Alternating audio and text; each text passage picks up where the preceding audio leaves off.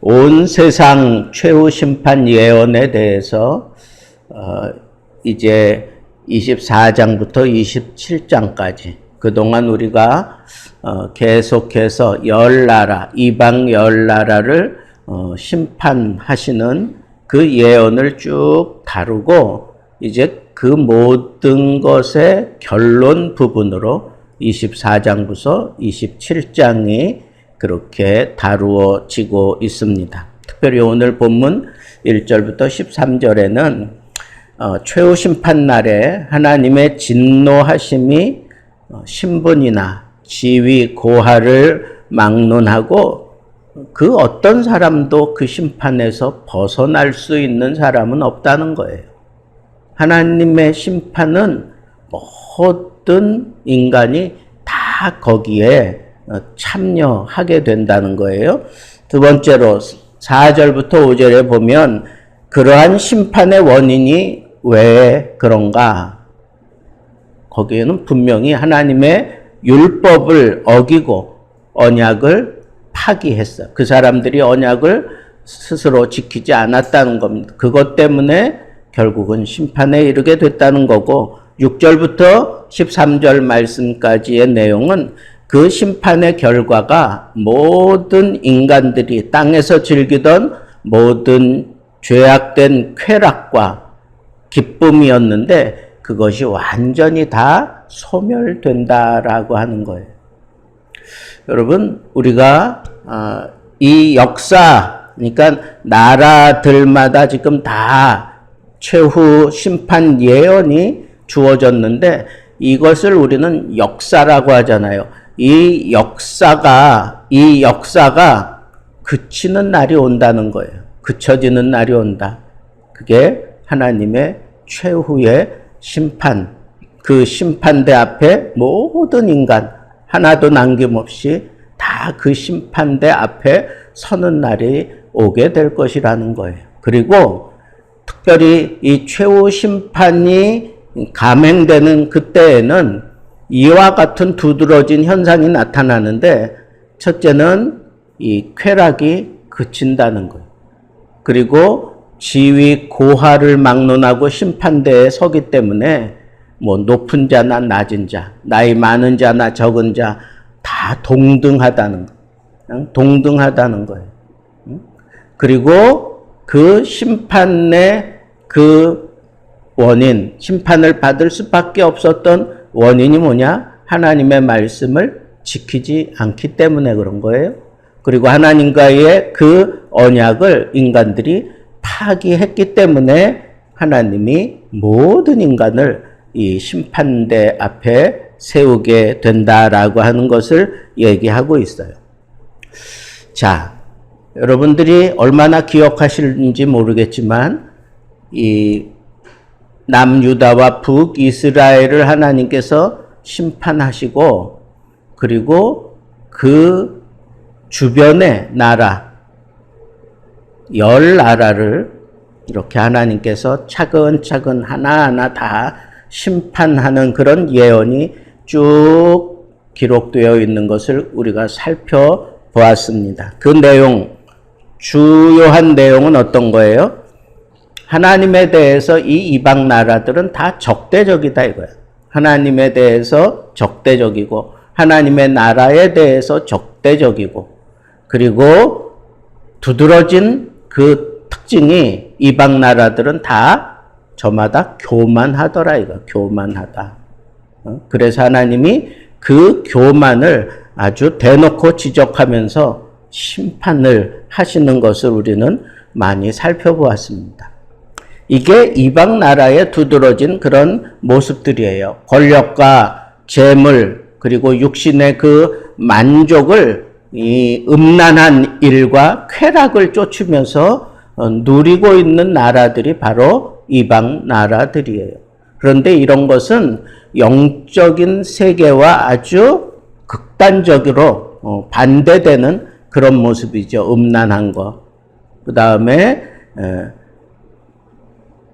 잠깐의 그 쾌락을 위해서 할 수 있는 일이 있고 없는 일이 있는데 뭐 그런 것 아랑곳하지 않고 다 동원해서 하여튼 쾌락을 즐기려고 막 발악하는 모습이 세상 끝의 모습인 것을 여기서 지적하고 있습니다. 그래서 이 이방 나라들의 이 두드러진 심판 특징들을 우리가 살펴보면서 하나님께서 이방 나라들을 이렇게 다 심판할 수밖에 없는 그런 요소들이 대동소이하게 나라마다 거의 같았어요. 교만한 거, 그 다음에 세상의 쾌락을 즐기는 거, 이방신을 섬기면서 영적으로 육적으로 음란한 생활을 하는 거, 이런 등등의 것을 가지고 궁극적으로는 하나님을 적대하는, 그리고 하나님의 사람들을 적대하는 그런 모습이 세상의 나라의 모습이었다 하는 거예요. 그래서 하나님이 그들을 심판할 수밖에 없다는 거예요. 하나님의 말씀을 따르지 않으니까.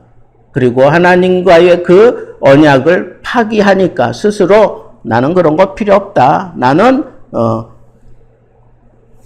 하나님이 나를 살려주신다고 할지라도 나는 그런 거 따르지 않겠다. 이런 식으로 완전히 그 하나님의 언약을 파기해버리는 그런 아주 교만한 모습을 보였다는 거예요. 그래서 그들은 심판당할 수밖에 없다. 자, 근데 문제는 그러면 그 사람들만 심판하면 되는데 왜 하나님은 선민들, 하나님의 백성들, 북이스라엘과 남유다도 이렇게 심판해야 됐는가? 왜 심판했죠? 그들도 동일한 죄를 범해요.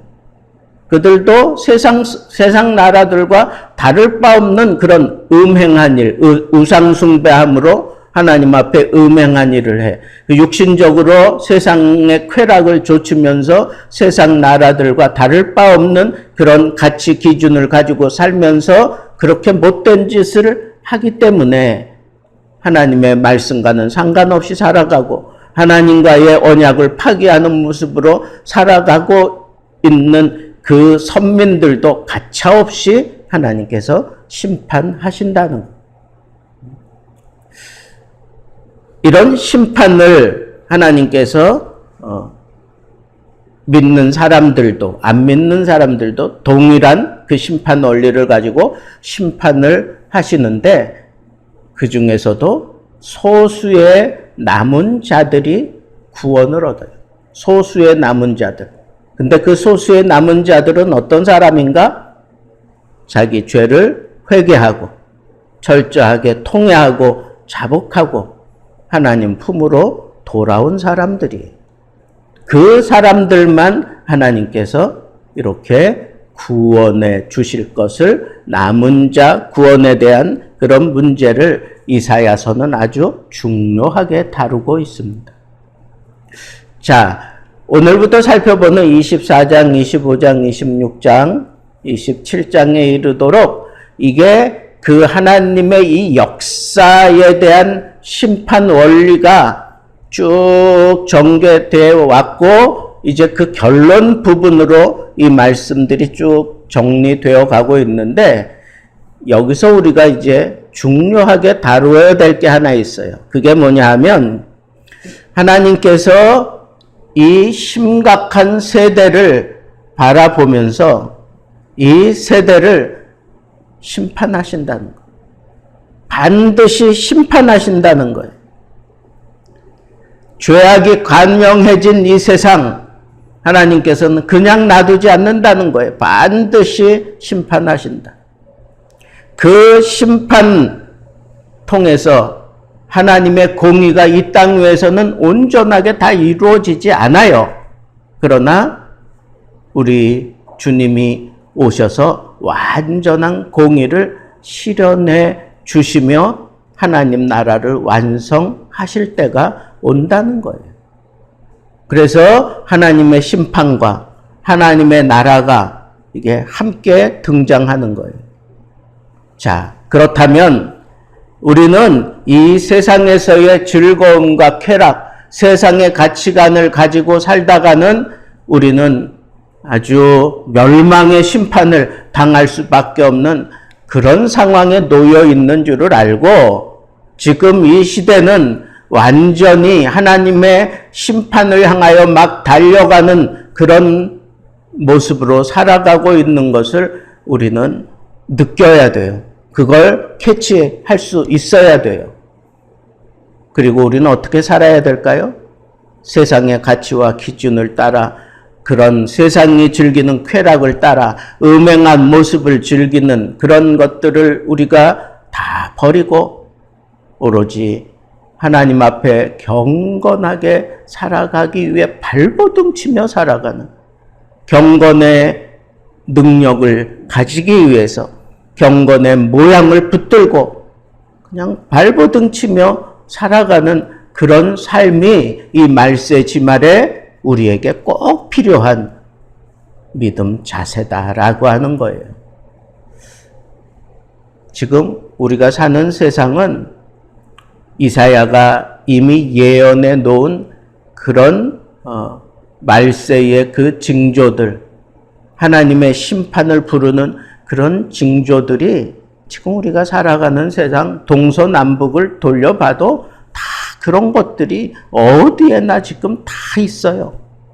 눈을 돌리는 것마다 음행한 일, 돌리는 것마다 교만한 일, 돌리는 것마다 하나님의 약속 파기하는 일, 돌리는 것마다 세상의 가치 기준을 높이 세우며 하나님을 대적하는 일을 거리낌 없이 행하는 이런 일들이 세계 도처에 동서남북 눈 돌리는 곳마다 다 있다는 거예요.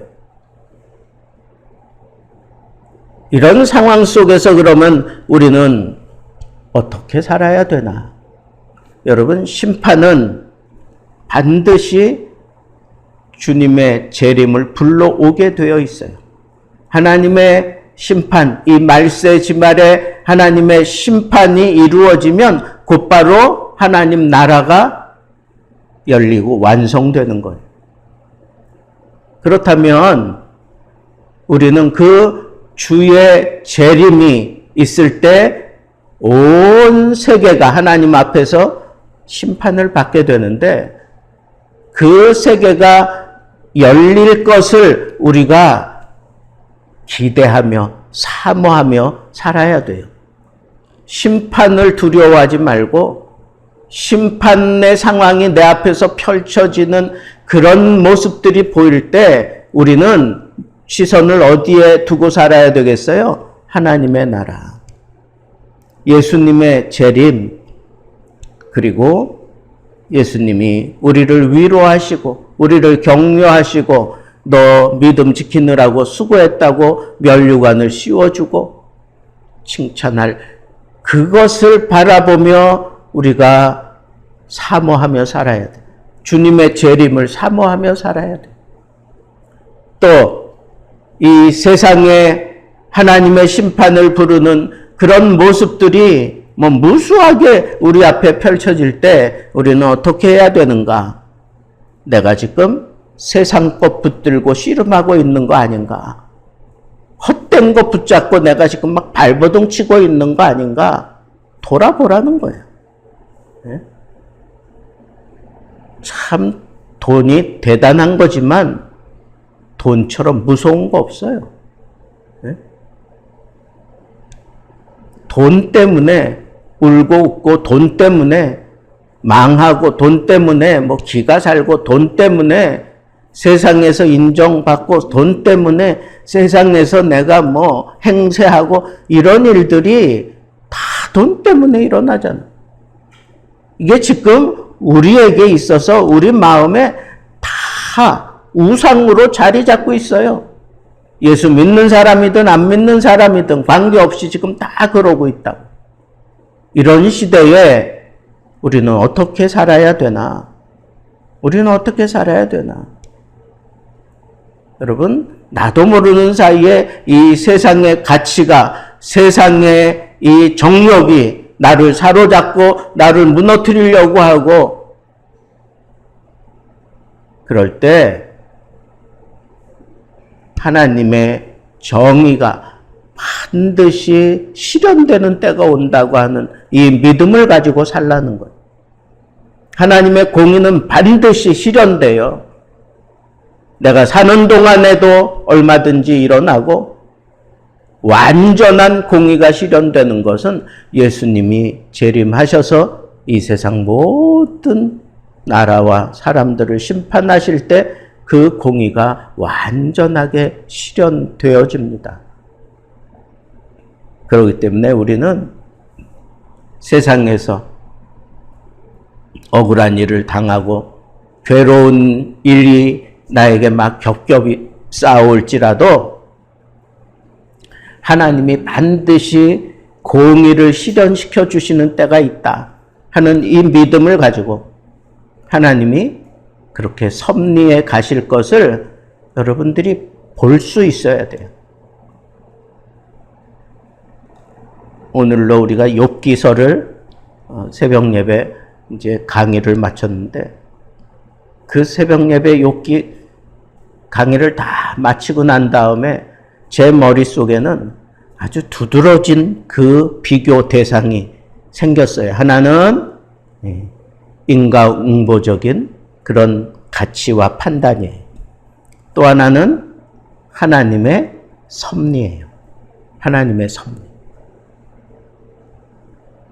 근데 우리는 어느 쪽으로 기울어져 있을까요?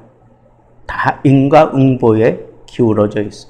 내가 잘하면 하나님이 복을 주실 거야. 내가 지금 힘들고 어려운 것은 무언가 내가 하나님 앞에 하지 못하고 있는 게 있어서 그런 거야. 하나님과 막혀 있기 때문에 그런 거야. 내가 하나님 뜻대로 살지 못했기 때문에 그런 거야. 모든 사람들이 다 그렇게 판단하고 그렇게 생각하고 거기에 따라서 우리의 믿음을 단련시키려고 해요. 그건 아주 저차원의 문제고 그거는 거기에 그렇게 빠져버리면 하나님마저 무시하게 되는 그런 결론에 이르게 되는 것, 그게 욥기서의 흐름이에요. 그럼 우리는 어떤 의식을 가지고 살아야 되겠어요? 하나님이 섭리하신다. 내가 까닭 없는 고난 당하는 거 하나님의 깊은 섭리가 여기 분명히 있어. 지금 당장 내가 깨달으지 못하고 있지만 욥이 그렇게 고백했잖아요. 예? 하나님이 나를 단련시킨 후에는, 이 고난을 통해서 나를 단련시킨 후에는 내가 정금같이 나오리라. 하나님의 섭리가 있는 것을 내가 인정하고 지금 당장 나에게 어떤 문제들이 해결해 주지 않을 때 그때 하나님의 섭리를 생각하며 하나님이 하나님의 뜻을 따라 이 문제 분명히 해결해 주실 거야. 그게 하나님의 섭리를 믿는 거예요. 성경은 이 믿음을 붙들고 살라 그랬어요. 이쪽 인과응보적인 그런 생각에 그런 판단 기준을 따라 살지 말고 하나님의 섭리 기준을 붙들고 살라는 거예요. 그런데 욥같이 의로운 자도 이 하나님의 섭리 기준을 확실하게 알지 못해서 하나님 앞에 불경한 일을 저질렀어요. 그래서 하나님께서 그것을 아주 강력하게 확실하게 세워주기 위해서 하나님이 직접 그 대화하는 자리에 하나님이 등장하셔서 하나님이 딱 한 말씀 했어요. 나야, 나 너희들을 창조한 창조주야, 창조주. 여러분, 우리가 창조주의 그 깊은 뜻을 다 알 수 있을까요? 없어요. 우리는 피조물이야. 내가 믿음을 얼만큼 쌓았든지 얼만큼 단단해졌든지 피조물이에요. 하나님 앞에 우리는 피조물일 뿐이야. 그럼 피조물이 창조주 앞에서 행할 수 있는 일은 하나밖에 없어. 그게 뭐예요? 순종하는 거예요. 순종하는 거라고. 그런데 누가 순종하느냐? 하나님의 섭리에 대한 확신이 생기는 사람, 그 사람이 순종하게 돼요.